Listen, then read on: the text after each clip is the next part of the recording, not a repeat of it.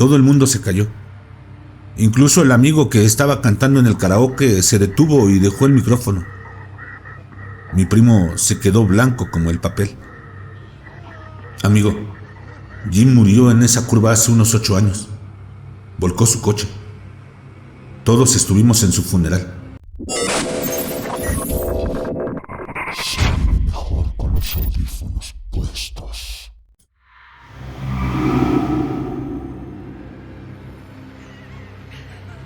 Buenas noches, familia de Más Terror MX.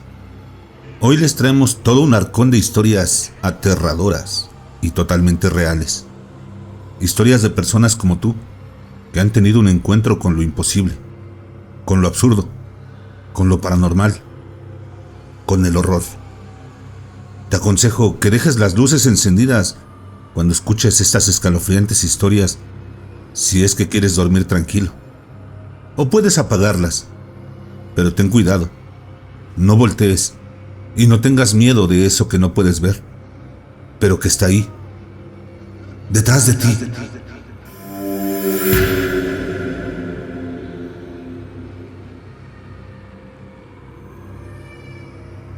Estaba de acampada con mi marido y su familia en un lago pequeño y remoto del sureste.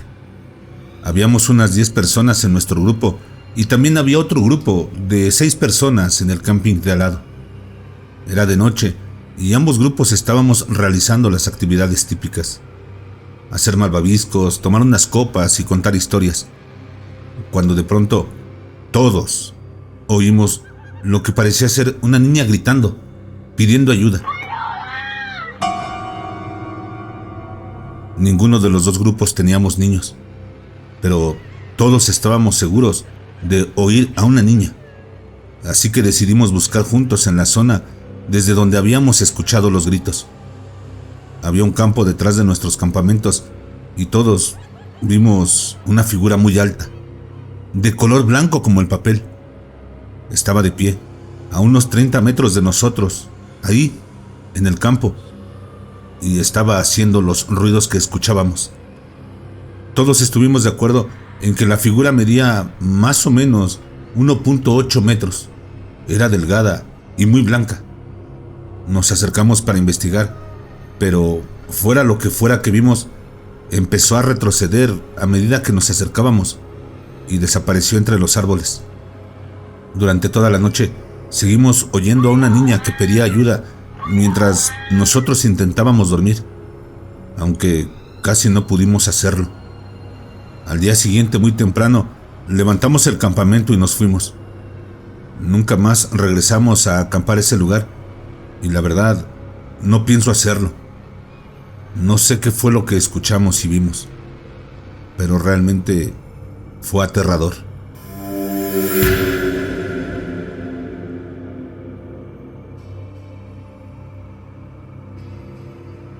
Soy una enfermera psiquiátrica y al principio de mi carrera trabajé en un centro residencial de salud mental. Uno de nuestros residentes era mudo electivo, lo que significa que no hablaba porque no quería o no podía hablar, pero no había razones médicas para ello. Había hablado antes y de hecho entonces parecía bastante normal, con la excepción de que medía casi 2 metros. Se había criado en el sur profundo y se alistó en el ejército a los 19 años, pero una noche desapareció. Lo declararon ausente sin permiso y finalmente lo declararon desaparecido y muerto.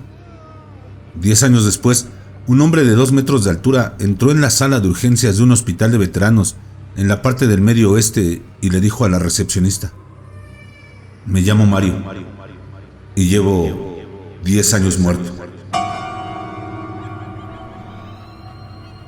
Esas fueron las últimas palabras que pronunció. Estaba cubierto de polvo y llevaba la misma ropa que, según los informes, llevaba la noche en que desapareció. No se había utilizado su número de seguridad social y no llevaba ninguna identificación encima. Sin embargo, pudieron identificarle, supongo que mediante huellas dactilares. Se le avisó a la familia, pero dijeron que ya habían llorado a su hombre perdido y que quien decía ser él sencillamente no podía hacerlo. Exigieron que no se volviera a contactar con ellos. Mario se pasaba todo el día de un lado para otro, moviendo la boca como si hablara o murmurara, pero no le salía ningún sonido. Tenía la inquietante costumbre de echar la cabeza hacia atrás con la boca abierta, como si se estuviera riendo a carcajadas, pero no se oía ni una respiración. Si le hablaba, parecía escucharme, echando periódicamente la cabeza hacia atrás, como imitando su risa. Se probaron varios medicamentos, pero no le afectaron ni positiva ni negativamente. La terapia ocupacional no sirvió de nada, porque Mario se limitaba a sonreír, y a menos que se le dijera que se quedara quieto, se levantaba y empezaba a pasearse de nuevo. En mi último día de trabajo, lo último que vi fue a Mario, paseándose por el aparcamiento, echando la cabeza hacia atrás para reírse. Más tarde me pregunté si todo este tiempo habíamos estado tratando con un fantasma. Todos estos años después, sigo sin saberlo.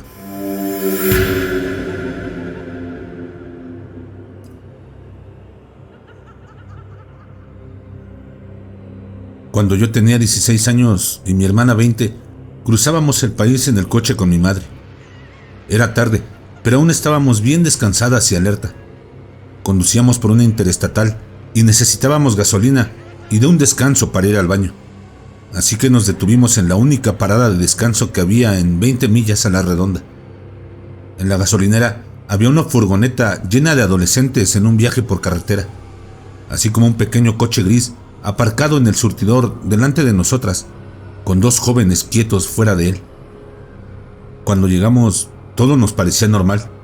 Llevábamos días en la carretera y habíamos visto muchas paradas de descanso por la noche y nunca habíamos sentido miedo. Hasta entonces. Mi madre y mi hermana entraron y yo me quedé en el coche. Oí decir a los adolescentes que estaban asustados y que no conseguían hacer funcionar el surtidor y se marcharon a toda prisa. Estaba mirando el coche que teníamos delante y los dos hombres no se habían movido nada en absoluto, ni un centímetro. No hablaban, no estaban en el teléfono, solo estaban ahí de pie, quietos como piedras. Mi hermana y mi madre volvieron corriendo al coche y cuando entraron, los dos hombres se giraron lentamente para mirarnos, sin mover ni pivotear el resto de sus cuerpos. Y juro por la puta madre que todas vimos lo mismo. Tenían los ojos oscuros como la brea y vacíos, verdaderamente vacíos. No es que fueran negros, no reflejaban luz alguna, solo había un vacío. Salimos de ahí a toda velocidad y no nos detuvimos hasta llegar a la siguiente ciudad. ¿Sabes qué es lo peor de esta experiencia? No pudimos encontrar el lugar en ningún mapa. Sabíamos exactamente en qué punto de la interestatal buscar y no podíamos encontrarlo en los mapas de Google ni en ningún mapa de papel que tuviéramos. Incluso preguntamos a los lugareños por la espeluznante gasolinera que había en ese tramo de carretera y solo obtuvimos miradas confusas. Hemos viajado por esa interestatal desde ese entonces y no hemos vuelto a encontrar esa parada de descanso. Realmente no sabemos qué pasó. Si entramos en una realidad alterna o simplemente tuvimos un encuentro paranormal.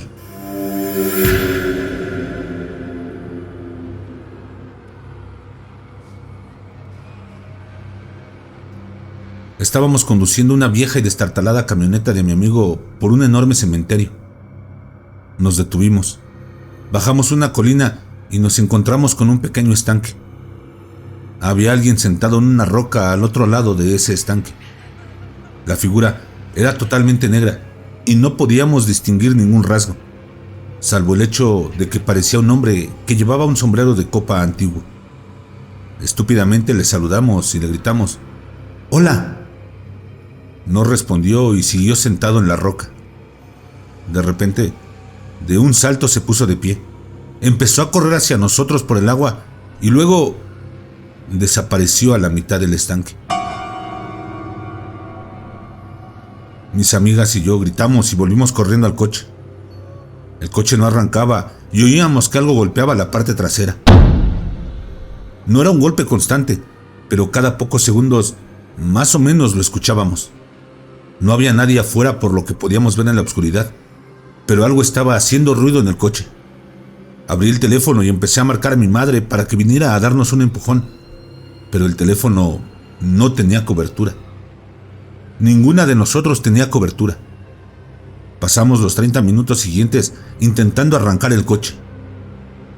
Después, no se oyó golpe alguno, pero empezamos a sentir una fuerte presión a nuestro alrededor.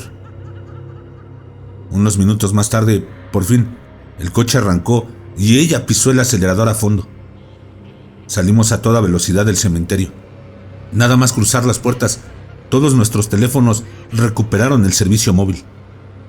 Una cosa que sé con certeza es que alguien o algo estaba ahí afuera. Y no era un animal, ni tampoco era un ser humano.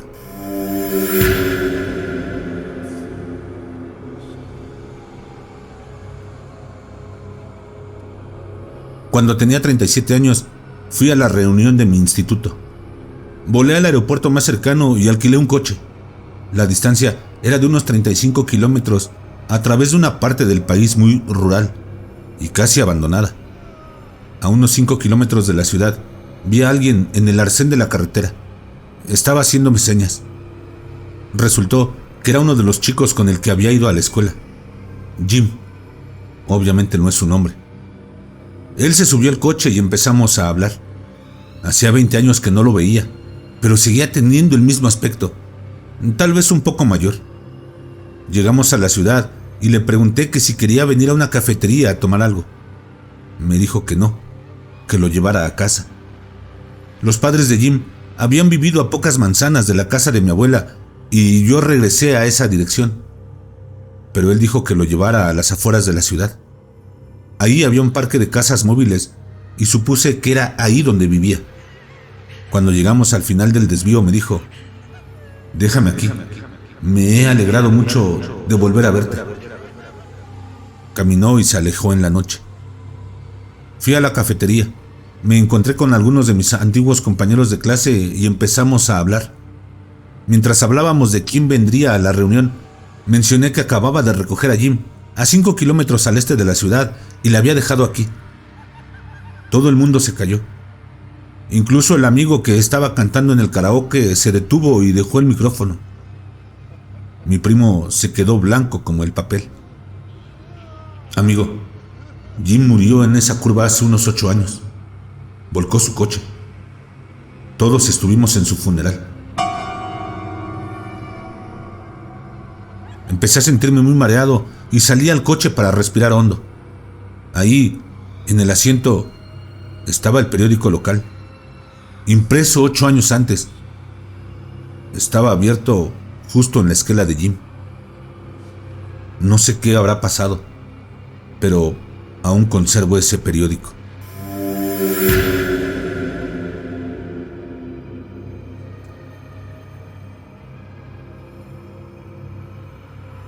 Después de mudarnos a nuestra casa, nos dijeron que una mujer había muerto ahí, a manos de su marido maltratador. Ella odiaba a los hombres. Mi padre se despertaba con arañazos por todas partes, y cuando mi hermano se portaba mal con mi hermana o conmigo, también despertaba con arañazos. Un día, mi hermano hizo daño a nuestra hermana y la golpeó con algo, juegos de niños. Cuando se despertó más tarde, esa noche, tenía la nariz horriblemente ensangrentada. El día que nos mudamos, mi hermano le rompió accidentalmente el brazo a mi hermana, intentando un movimiento de lucha libre. Él sigue jurando que habría muerto aquella noche si no hubiera sido la última vez que pasamos en casa.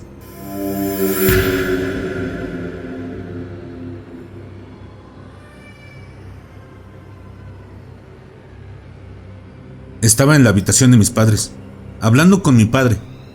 Él estaba muy enfermo en aquel momento. Se estaba muriendo de cáncer de esófago en etapa 4. Tuve la sensación de que algo estaba detrás de mí. Miré hacia la puerta de la sala de estar y algo de unos 2 metros y completamente negro se asomaba por la esquina, con las manos en el marco de la puerta. Corrí hacia ahí y él se deslizó por la puerta. Cuando llegué al otro lado de la puerta, no había nada. Mi padre se quedó completamente confuso cuando volví a entrar en la habitación a contárselo. Las personas que se alojaron en mi casa en los últimos días de mi padre también afirmaron haber visto esa sombra extraña. Mi madre vio la figura en múltiples ocasiones y en múltiples lugares hasta que falleció. No la hemos vuelto a ver desde ese entonces. Todos pensamos que fue la muerte que iba por mi padre.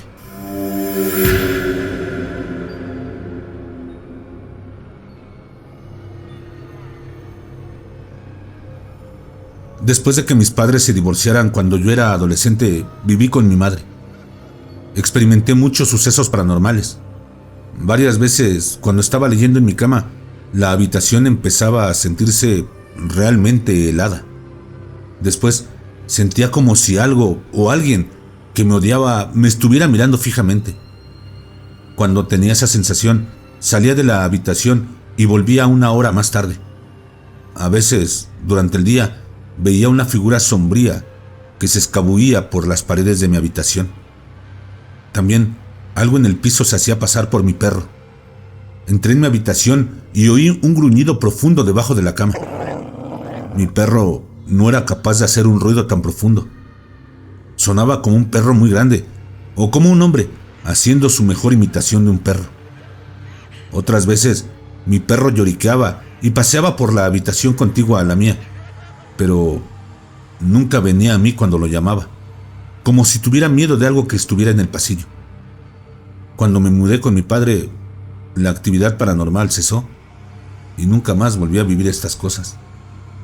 Realmente no sé qué es lo que haya sido, pero créanme, sentía mucho miedo.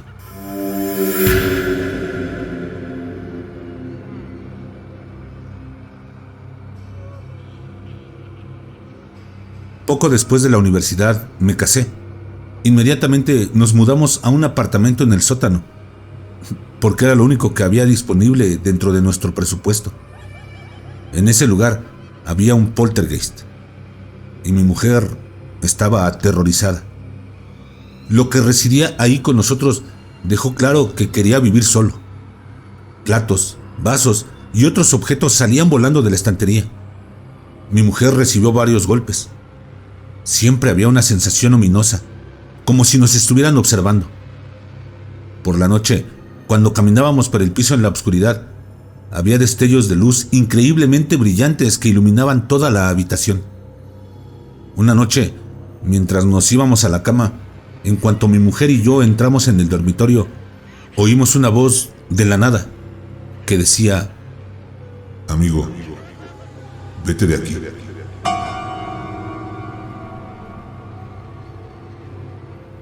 Mi mujer me miró. Yo lo miré y le dije en voz alta: Está bien, amigo, nos vamos. Nos mudamos 2 días después y nos quedamos con la familia de mi esposa. La anciana propietaria murió unos meses después y la casa fue derribada. Al día de hoy sigue siendo un solar vacío. No hay nada más que hierba y un árbol. A veces paso por delante y aún sigo sintiendo un miedo horrible.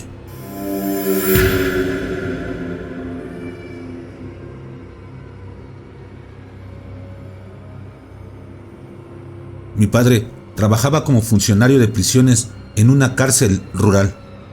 Conducía por el perímetro de la propiedad durante todo su turno, en el que controlaba los edificios vacíos en busca de reclusos que se hubieran intentado fugar.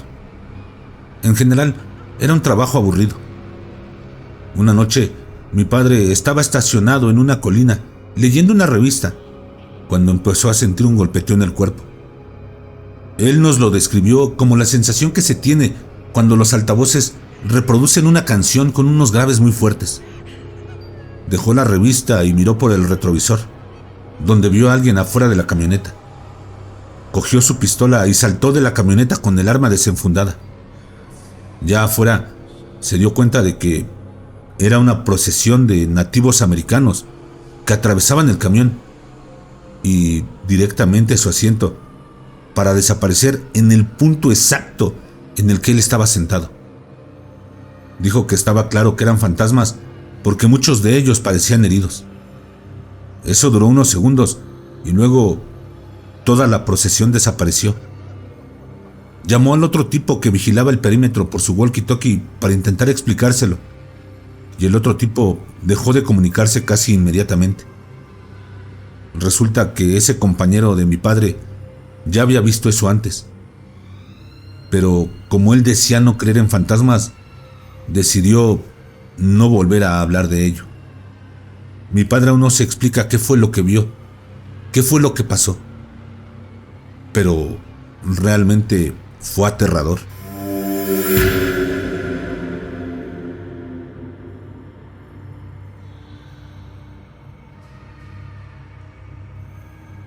Trabajé como enfermera forense en la unidad de reclusión de un hospital. Ahí teníamos una señora mayor que juraba que la perseguía y abusaba de ella un demonio al que le llamaba Tiberio. Sucedieron muchas locuras mientras estuvo en la unidad. Entrábamos en la habitación, la atendíamos con normalidad, nos íbamos y segundos después empezaba a gritar horriblemente, como si la estuvieran asesinando. Entrábamos en la habitación y la encontrábamos con el aspecto de haber peleado con algún boxeador. Tenía el labio ensangrentado, un ojo morado, marcas por todo el cuerpo. Nadie la había visto nunca haciéndose daño sola, aunque sí se veían que las cosas se movían solas por la habitación. En un momento dado la dejaban sujetada porque el médico pensaba que ella era la que se estaba haciendo daño. Así que era imposible que se moviera o hiciera algo mientras estaba amarrada a la cama. Pero siempre aparecían nuevas marcas o su bandeja estaba al otro lado de la habitación. La habitación era segura, por lo que era imposible que alguien más estuviera haciendo esto. Cuando le preguntábamos, ella solo se limitaba a decir: fue Tiberio. Cuando le dieron el alta, siempre tuvimos problemas con esa habitación. Si iba a haber una respuesta rápida o algún código, siempre ocurría en esa habitación. Una noche, un guardia informó de luces que se encendían y apagaban. Y adivinaron, era en esa habitación. Tiempo después me cambié de hospital, pero mis compañeros que continúan trabajando ahí me dicen que siguen sucediendo cosas inexplicables.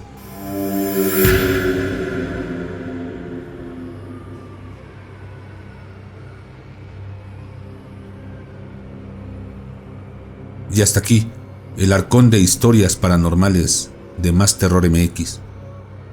Les recuerdo que son historias completamente reales. Historias que podrían pasarte a ti. Tal vez tú seas el protagonista de la siguiente historia. Y si ya has tenido algún encuentro paranormal, ¿por qué no nos lo cuentas? Anímate. Puedes hacernos llegar tus historias al correo electrónico que estará apareciendo en pantalla. Por el momento es todo.